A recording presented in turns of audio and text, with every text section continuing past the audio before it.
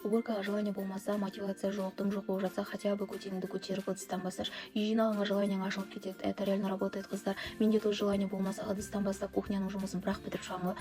Бүгін үй жинап бастадым. Бұрын сағат 10-да тұрып созылып үй жинасам, кешке дейін жүруші едім. Қазір ерте тұрғалы бері до обеда үй жинап тастаймын.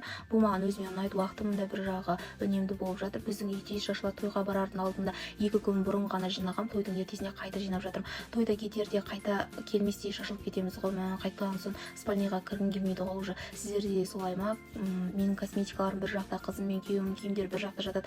Сонымен косметика демекші, Сен сұлудың консилері мен Силимакстың SPF кремін алған болатын. Прям күшті ұнады маған. Соны алғаныма есіме түссе, үй жинап жүрген жерімнің қуанам ше. Сіздерде сондай чувство бола ма? Бір зат алсаңыз прям қуанып жүресіз. Егер сондай бір чувство болатын болса, сіздер де комментарияға жаза кетіңіздер. Айтпақшы, Силимакстың SPF кремі әзірде маған қатты ұнады. Сухой бетке өте жақсы әсер береді екен. И бетіңді тоже жылтырлатып, әдемі реңдеріп тұрады. Сухой бетке өте жақсы, алсаңыздар, өкінбесте.